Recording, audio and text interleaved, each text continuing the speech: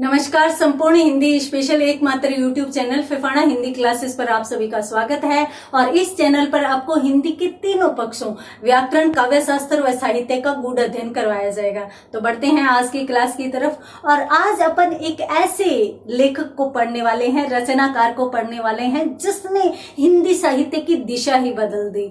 और वो साहित्यकार, वो लेखक हैं जैनेन्द्र कुमार जी। तो जैनेन्द्र कुमार जी का नाम देखते ही आपको पता चल गया हो गया कि किस प्रकार से उन्होंने साहित्य की दिशा को नया मोड़ दिया था। तो सबसे पहले अपन बात करते हैं जैनेन्द्र कुमार जी के जीवन से संबंधित। तो सबसे पहले देखते हैं कि इनका जन्म कब और कहाँ हुआ। तो इनका जन्म हुआ था 1905 ईस्वी में। 1905 ईस्वी में कहाँ हुआ? तो कौडियागंज नामक गांव में। कौडियागंज गांव में कौन सा जिला पड़ता है? अलीगढ़ में पड़ता है। अलीगढ़ पड़ता है। और अलीगढ़ कहाँ पड़ता है? उत्तर प्रदेश में पड़ता है। अर्थात ये भी कहाँ से थे? यूपी से थे, उत्तर प्रदेश से थे। उसके बाद अपन बात करें इनकी मृत्यु की, तो इनकी मृत्यु हो गई थी 1988 ईस्वी में। 1988 ईस्वी में इनकी मृत्यु हो गई थी। देखिए, जीवन है वो बहुत ही संघर्षों भरा रहा, बहुत ही कष्टों भरा रहा, बहुत ही संघर्षों भरा रहा। मात्र 2 वर्ष की अवस्था थी, मात्र इनकी 2 वर्ष की अवस्था थी। उसी समय इनके पिता का देहांत हो गया। पिता का देहांत हो गया और पिता के देहांत के पश्चात इनका जो पालन पोषण है, पालन पोषण वो इनकी माँ और इनके मामा ने किया था। माँ व मामा ने इनका पालन पोषण किया था।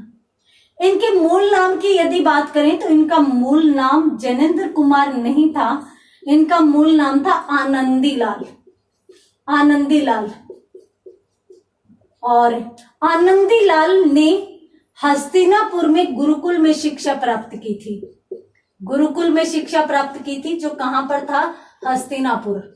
और हस्तिनापुर में जब ये शिक्षा ग्रहण करने गए तब ये आनंदीलाल से जैनेन्द्र कुमार हो गए। जैनेन्द्र कुमार हो गए। सामान्यतः आनंदीलाल उनके घर का नाम था। और बाद में जब इनका गुरुकुल में दाखिला करवाया गया तब वहां पर इनका नाम बदलकर क्या रख दिया गया था? जैनेन्द्र कुमार रख दिया गया था। इनके नाम के पीछे ऐसा कोई कारण नहीं है। सामान्यतः यूं होता है कि नाम बदलने के पीछे कोई कारण होता है, परंतु इनका तो ये नाम घर का नाम था। और उसके बाद इनका जब एडमिशन करवाया गया, इन्हें पढ़ने भेजा, तब इनका नाम बदलकर जैनेन्द्र कुमार कर दिया गया। यहाँ पर स्क्रीनशॉट लीजिए इसका। उसके बाद बढ़ते हैं अपन आगे। तो 1905 से 1988 तक का जीवन काल था। उत्तर प्रदेश से थे। और 2 वर्ष के बाद ही पिता के देहांत होने के कारण पालन पोषण माँ और मामा ने किया। शिक्षा गुरुकुल हस्तिनापुर में इन्होंने प्राप्त की थी। उसके बाद अपन बात करते हैं आगे। तो देखिए, ये एक ऐसे साहित्यकार थे, इनसे पहले प्रेमचंद जी लिख रहे थे। और प्रेमचंद जी साहित्य में एक ऐसे कथाकार, एक ऐसे उपन्यासकार माने जाते हैं जिन्होंने हिंदी साहित्य की दिशा बदली। और इन्होंने साहित्य में जो गद्य लेखन था उसको मनोरंजक के साथ साथ शिक्षाप्रद बनाने में अत्यंत महत्वपूर्ण योगदान दिया। तो प्रेमचंद जी के लगभग तो ये भी समकक्ष लिख रहे थे, परंतु प्रेमचंद जी जब लिख रहे थे उसके बाद जब जैनेन्द्र कुमार आए तो इन्होंने प्रेमचंद जी की जो परंपरा थी, प्रेमचंद जी की परंपरा को नया मोड़ दिया। परंपरा को नया मोड़ दिया। अब नया मोड़ इन्होंने क्या दिया? नया मोड़ क्या दिया? इन्होंने क्या किया? जो लेखन कार्य था, जो भी लेखन कार्य था उसमें दार्शनिकता को ले आए, मनोवैज्ञानिकता को ले आए, मनोवैज्ञानिकता को ले आए, दार्शनिकता को ले आए, मनोवैज्ञानिकता को ले आए, तत्व चिंतन को ले आए। यानी चिंतन स्तर को ये साहित्य में ले आए। अर्थात इन्होंने दार्शनिक, मनोवैज्ञानिक व तत्व तत्व चिंतन पृष्ठभूमि के आधार पर लेखन कार्य इन्होंने किया था। ठीक है, तो प्रेमचंद जी की परंपरा जो थी उसको इन्होंने बिल्कुल मोड़ दिया। प्रेमचंद जी या तो यथार्थवादी लिख रहे थे या आदर्शवादी। इन्होंने क्या किया, दार्शनिकता के साथ मनोविज्ञान का प्रवेश करवा दिया। तो इसलिए अपन कह सकते हैं कि ये जो लेखक थे इन्होंने हिंदी में, या मैं यूं कहूं कि हिंदी साहित्य में मनोविज्ञान का प्रयोग करने वाले या फिर करने वाले ये लेखक थे। मैं यूं भी कह सकती हूं कि मनोविज्ञान का हिंदी साहित्य में प्रयोग करने वाले प्रथम लेखक थे। साथ साथ ये भी कह सकती हूं कि हिंदी साहित्य को मनोवैज्ञानिक पृष्ठभूमि पर देखने वाले जैनेन्द्र कुमार ही एकमात्र लेखक थे जिन्होंने प्रारंभ किया था। हाँ, ये भी कहा जाता है कि जैनेन्द्र कुमार की वजह से अज्ञेय जी आए, अर्थात इन्होंने है वो मनोविज्ञान को हिंदी में लागू किया। मनोविज्ञान को लागू करने के बाद व्यक्ति को महत्ता मिली, अर्थात व्यक्ति को महत्व कैसे मिला कि मनोविज्ञान क्या कहता है कि मनुष्य के मन का अध्ययन करो, और मन का अध्ययन करना है तो मनुष्य का करना है, तो इसलिए व्यक्ति के विचारों का अध्ययन किया जाने लगा। और जैसे ही व्यक्ति के विचारों का अध्ययन किया जाने लगा वैसे ही इसको एक नई पृष्ठभूमि मिली, साहित्य में प्रयोग किए जाने लगे व्यक्ति के विचारों पर। और जैसे ही प्रयोग आए तो प्रयोगवाद के जनक ही कौन माने जाते हैं, अज्ञेय जी माने जाते हैं। इसलिए इनके बारे में कहा जाता है कि ये आए इसलिए अज्ञेय जी आए। तो इस प्रकार से अपन समझ सकते हैं इनके जीवन से संबंधित कुछ महत्वपूर्ण बातें। प्रेमचंद जी की परंपरा को नया मोड़ देने वाले साहित्यकार थे, दार्शनिकता व मनोवैज्ञानिकता व तत्व चिंतन को शामिल करने वाले थे, और मनोविज्ञान को हिंदी साहित्य की पृष्ठभूमि पर लागू करने वाले प्रथम मनोवैज्ञानिक थे। और मनोवैज्ञानिक तो नहीं कह सकते अपन, लेखक कह सकते हैं। और इनकी वजह से ही व्यक्ति को महत्व मिला, व्यक्ति के विचारों को महत्व मिला, और व्यक्ति के विचारों को महत्व मिला तो हिंदी में भी प्रयोग किए जाने लगे। ये इनके द्वारा किया गया एक महत्वपूर्ण बदलाव था हिंदी साहित्य में। तो इसका भी स्क्रीनशॉट लीजिए, उसके बाद बढ़ते हैं अपन आगे अगले पॉइंट की तरफ। इनके यदि प्रमुख लेखन शैली की बात करें, लेखन कार्य की बात करें, तो ये कथाकार थे, उपन्यासकार थे, निबंधकार भी ये माने जाते हैं। तो पहले अपन देखेंगे इनके द्वारा रचित कुछ महत्वपूर्ण रचनाएं, प्रमुख रचनाएं। अब ये जो प्रमुख रचनाएं हैं उनमें अपन सबसे पहले बात करेंगे उपन्यास की, यानी ये है वो उपन्यासकार के रूप में ही महती भूमिका रखते हैं, जाने जाते हैं, एक महत्वपूर्ण उपन्यासकार के रूप में जाने जाते हैं। क्यों माने जाते हैं, क्यों जाने जाते हैं? क्योंकि मनोविज्ञान को उपन्यास के क्षेत्र में भी इन्होंने प्रतिस्थापित कर दिया था, लेकर आए थे। ये उपन्यासों को भी मनोविज्ञान के धरातल पर ले आए थे। इनके प्रमुख उपन्यासों की यदि अपन बात करें तो देखिए, एक इनका उपन्यास माना जाता है सुनीता, एक इनका उपन्यास माना जाता है कल्याणी, एक इनका उपन्यास माना जाता है सुखदा, अगला परख, और उसके बाद सुनीता, कल्याणी, सुखदा, परख, और उसके बाद परख के बाद इन्होंने एक लिखा था विवर्त, और एक लिखा था जयवर्धन,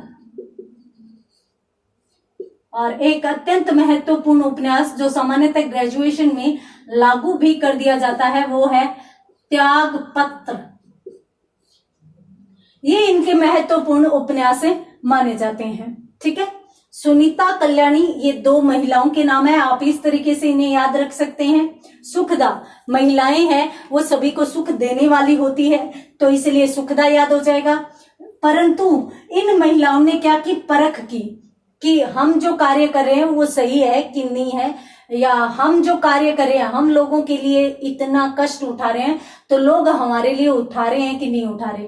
तो लोग तो कोई नहीं उठाता, तो इसलिए इन्होंने त्याग पत्र दे दिया। किसको दे दिया? जयवर्धन को दे दिया। ये लो जी, सारे के सारे उपन्यास क्लियर। एक ध्यान में रखना पड़ेगा, विवर्त, और विवर्त ध्यान में नहीं भी रहे तो भी कोई बात नहीं है, कोई टेंशन नहीं है। ये इतने उपन्यास, 6 उपन्यास आपके लिए पर्याप्त रहेंगे लेखक परिचय में। तो यहाँ पर सुनीता और कल्याणी दोनों महिलाएं, और महिलाएं अपने जीवन में सबको सुख देती हैं। इन्होंने परख की तो ऐसा कुछ मिला नहीं, तो इन्होंने जयवर्धन को त्याग पत्र दे दिया। ठीक है, उसके बाद अपन बात करते हैं इनकी कुछ कहानी संग्रहों की। तो इनकी कहानियां तो बहुत थी, परंतु अपन यहाँ पर इनकी कहानियों की नहीं, कहानी संग्रहों की बात करेंगे। तो इनकी कौन कौन सी कहानी संग्रह मानी जाती है? एक रात दो चिड़िया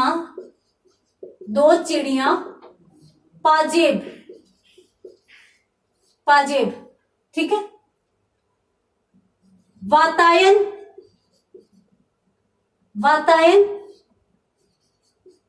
फांसी, नीलम देश की राजकन्या, ये इनके महत्वपूर्ण कहानी संग्रह। आप यूं कहानी बनाकर याद कर लीजिएगा।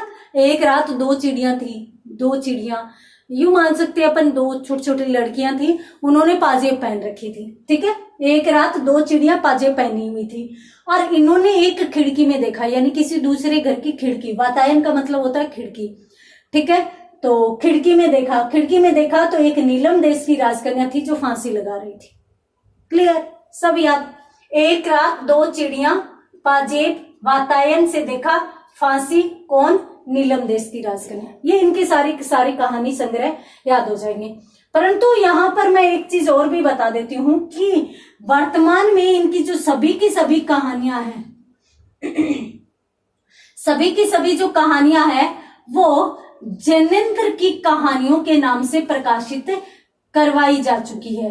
जैनेन्द्र की कहानियां, यानी इनकी सभी कहानियों का एक संकलन मिलता है। किस नाम से मिलता है? जैनेन्द्र की कहानियों के नाम से। अब जाहिर सी बात है कि इतने सारे संग्रह तो एक संकलन में तो आ नहीं सकते, तो इसके कितने संकलन मिलते हैं? इसके 10 संकलन मिलते हैं, 10 भाग मिलते हैं। तो आप इसको नोट लगाकर लिखेंगे कि जैनेन्द्र की कहानियां नाम से इनकी सभी कहानियों को संग्रहित किया गया है, जो 10 भागों के रूप में प्रकाशित हो चुकी है। ठीक है, तो यहाँ पर अपनों ने देखा कि जैनेन्द्र कुमार एक महान उपन्यासकार थे, एक कहानीकार थे। उपन्यासकार के रूप में अपनों ने उपन्यास देखे, सुनीता, कल्याणी, सुखदा, परख, त्याग पत्र, जयवर्धन, इसके अलावा एक विवर्त देखा। उसके बाद कहानी संग्रह देखा, तो कहानी संग्रह एक रात 2 चिड़िया पाजेब, वातायन, फांसी, नीलम देश की राजकन्या, ये इनकी कहानी संग्रह हो गए। और उसके बाद जैनेन्द्र की कहानियों के नाम से इनके 10 भाग है वो मिलते हैं। क्लियर है? स्क्रीनशॉट लीजिए। उसके बाद बढ़ते हैं अपन। मैंने आपको कहा था कि ये कहानीकार थे, उपन्यासकार थे, साथ साथ ये निबंधकार भी थे। तो इनके निबंधकार के रूप में कुछ महत्वपूर्ण निबंध है जो अपन देखते हैं। यहाँ पर अपनों ने इनकी कुछ औपन्यासिक रचनाओं और कहानियों को देखा। उसके बाद अपन बात करते हैं इनके प्रमुख निबंधों की। निबंधकार के रूप में इन्होंने जो निबंध लिखे, उन निबंधों में यदि अपन प्रमुख निबंधों की बात करें तो देखिए, एक तो निबंध इनका माना जाता है ये और वे। उसके बाद एक निबंध इनका, ये भी संग्रह है, निबंध संग्रह। निबंध इनके बहुत ज्यादा थे, परंतु इनके निबंध संग्रह प्रकाशित हुए थे। एक माना जाता है सोच विचार, एक माना जाता है साहित्य का श्रेय और प्रिय, साहित्य का श्रेय और प्रिय। और उसके बाद इनका एक और माना जाता है निबंध काम, प्रेम और परिवार, ये इनके कुछ महत्वपूर्ण निबंध संग्रह माने जाते हैं। जब निबंधों की बात आएगी तो ये तो है संग्रह, परंतु इनका एक निबंध प्रकाशित हुआ था। कौन सा प्रकाशित हुआ था? लगभग सभी का पढ़ा हुआ है, बाजार दर्शन। बाजार दर्शन नाम से इनका एक महत्वपूर्ण निबंध माना जाता है। ये महत्वपूर्ण क्यों माना जाता है? क्योंकि ये निबंध इनका व्यंग्यात्मक शैली में लिखा गया निबंध है, जो बाजार की भूमिका हमारे जीवन में किस प्रकार की है उसको व्यक्त करता है, और सामान्यतः बाजार हमें किस प्रकार से नुकसान पहुंचाता है उस विषय पर इन्होंने इतने गूढ़ विचार दिए हैं, हर एक पक्ष पर इन्होंने बात की है। तो वो निबंध इनका बहुत ही ज्यादा प्रसिद्ध हुआ था, इसलिए ये माना जाता है कि ये निबंधकार के रूप में भी अत्यंत उत्कृष्ट निबंध साहित्य को दे रहे थे। तो यहाँ पर अपनों ने इनकी कुछ औपन्यासिक रचनाओं की बात की, कहानी संग्रहों की और निबंध संग्रहों की बात की। ये भी आप स्क्रीनशॉट लीजिए। उसके बाद अपन एक दो तथ्य जो इनके महत्वपूर्ण है वो भी देख लेते हैं। ठीक है, तो यहां पर इनकी हो गई कुछ प्रमुख रचनाओं की बात। उसके बाद जो महत्वपूर्ण बात है वो ये है कि हस्तिनापुर के गुरुकुल में इन्होंने एडमिशन लिया, पढ़ाई कर ही रहे थे कि उसी समय ये गांधी जी के प्रभाव में आए, गांधी जी से मिले, और जैसे ही गांधी जी से मिले तो गांधी जी से प्रभावित होकर इन्होंने असहयोग आंदोलन में भाग लेना शुरू कर दिया। अर्थात ये गांधी जी से प्रभावित होकर असहयोग आंदोलन में कूद पड़े। देखिए, घर की परिस्थितियां खराब थी, सुधारने के लिए एक बार व्यापार किया परंतु असफल हो गए। उसके बाद इन्होंने ये गांधी जी से प्रभावित हुए और इन पर स्पष्टतः गांधी दर्शन का प्रभाव है वो देखा जा सकता है। गांधी दर्शन का प्रभाव की स्पष्ट छाप इन पर है, इनके पूरे के पूरे साहित्य लेखन पर भी है। इसीलिए मैंने आपको बताया था कि इनके लेखन में दार्शनिकता आई है, चाहे वो औपन्यासिक रचनाएं हो चाहे वो उनकी कहानियां हो, इन्होंने उनमें सभी में दर्शन दिया है। दर्शन के साथ साथ किसका प्रयोग किया है? मनोविज्ञान का प्रयोग किया है। तो यहाँ पर गांधी दर्शन का इन पर बहुत ज्यादा प्रभाव था। असहयोग आंदोलन में कूद पड़े, जेल भी गए, और जेल में इनकी रुचि जागृत हुई किसके प्रति? लेखन के प्रति। और उसके बाद इन्होंने लेखन कार्य शुरू किया, और व्यापार में तो सफल नहीं हुए परंतु लेखन कार्य में इन्हें साहित्य हमेशा याद रखेगा। उसके बाद अपन बात करते हैं इनके कुछ पुरस्कारों की, महत्वपूर्ण पुरस्कारों की। तो भारत सरकार द्वारा इनके सम्मान या पुरस्कार अपन मान सकते हैं। तो भारत सरकार द्वारा इन्हें पद्म भूषण सम्मान से नवाजा गया था। पद्म भूषण सम्मान से नवाजा गया था 1971 ईस्वी में, परंतु सन आपके लिए महत्वपूर्ण नहीं है। उसके बाद एक और साहित्य के क्षेत्र में ज्ञानपीठ के बाद जो महत्वपूर्ण पुरस्कार आता है वो आता है साहित्य अकादमी पुरस्कार। साहित्य अकादमी पुरस्कार, तो ये भी इन्हें प्राप्त हो चुका था। 1966 के लगभग इन्हें साहित्य अकादमी पुरस्कार से भी नवाजा गया था। तो गांधी दर्शन का प्रभाव, मनोवैज्ञानिकता का प्रभाव जो साहित्य में चल रहा है वो सारी की सारी किसकी देन है? जैनेंद्र जी की देन है। और यहाँ तक कि अज्ञेय जी की जो विचारधारा है उसका भी जन्म कहीं ना कहीं अपन जैनेंद्र जी से मान सकते हैं। तो ये थे हमारे जैनेंद्र जी, जो पारिवारिक विपरीत परिस्थितियों के बाद भी देश के लिए सहयोग किया, और साथ साथ इन्होंने असहयोग आंदोलन में महत्वपूर्ण योगदान दिया, साथ साथ साहित्य को भी अविस्मरणीय योगदान दिया। तो आज की क्लास में इतना ही, पढ़ेंगे अगली क्लास में, तब तक के लिए धन्यवाद।